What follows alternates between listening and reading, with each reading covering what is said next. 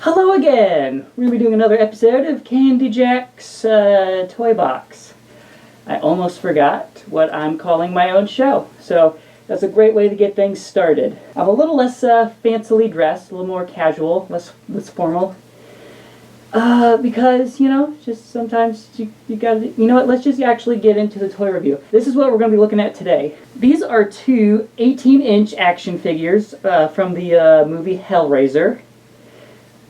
So we're going to be a little bit more of an adult subject matter for this review. This is an R-rated movie, and it is very high on the spooky levels.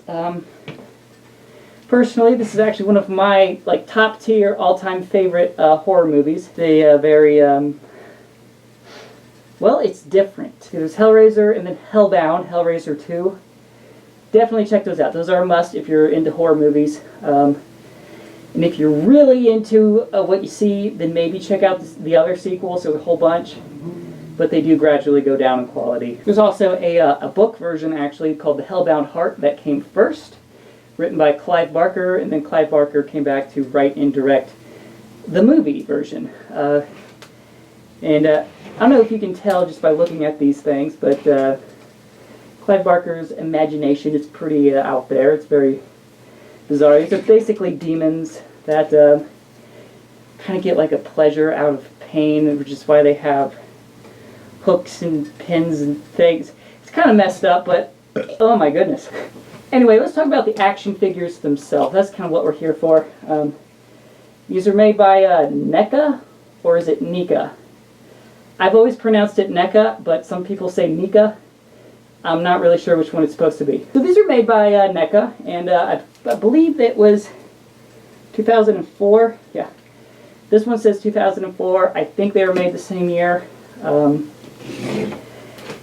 Like most 18-inch action figures of the more collector-centric market, they have features. They are motion censored and such. This one makes noise. This one has a little animatronic feature. Let's take a second to talk about the articulation.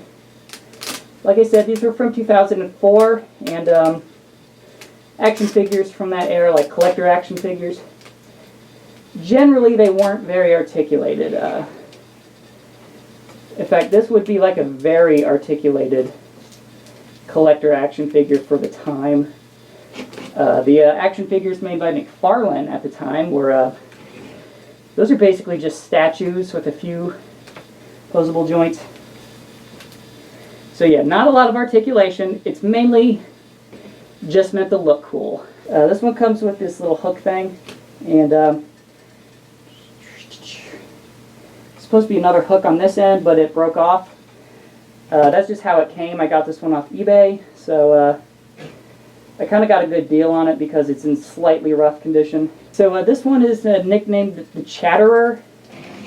Each of the Cenobites from the Hellraiser films do have nicknames. So I'm going to flip the switch on this one and you can see what it does.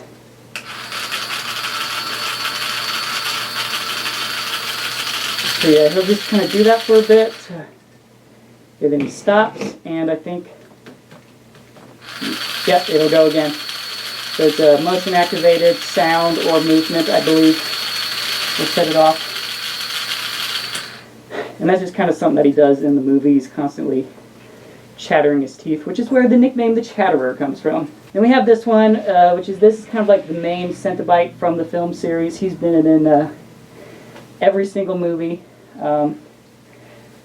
He's kind of accidentally become like the star of the franchise. He didn't have that much to do in the first couple of movies, but you know, he's kind of like, he is to the Hellraiser franchise what Jason would be to like Friday the 13th. And if you're a Friday the 13th fan, you know that even Jason wasn't really in the first movie that much. But yeah, this one is Pinhead. He's got the pins in his head, kind of a obvious little thing there. And he's got this right here. This is Pandora's box, or the puzzle box, or the Lament configuration. This is basically in the movies. If you can solve this little puzzle box, then that summons the demons, and they will come and, I don't know, kind of torture and mutilate you. We have such So yeah, this one talks. Different lines from the movie.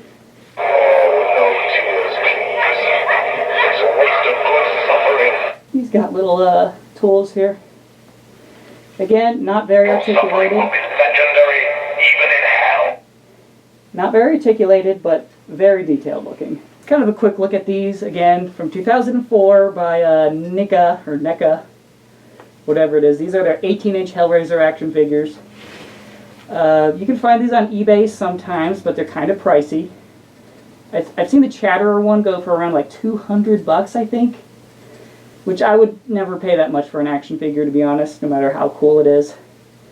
I got this one for closer to like 70 or 80 bucks, because I guess because the hook was broken, and the listing said that the audio didn't work, but as far as I'm aware, this doesn't have audio, so maybe they just thought it was in worse condition than it actually was, I don't know. Then I've seen this one go for around 80 bucks as well, so they're kind of pricey, but yeah, there really is no but. I just like to spend a lot of money on stupid things I don't need. This has been another toy review from Candy Jack, the Halloween cat. Woo!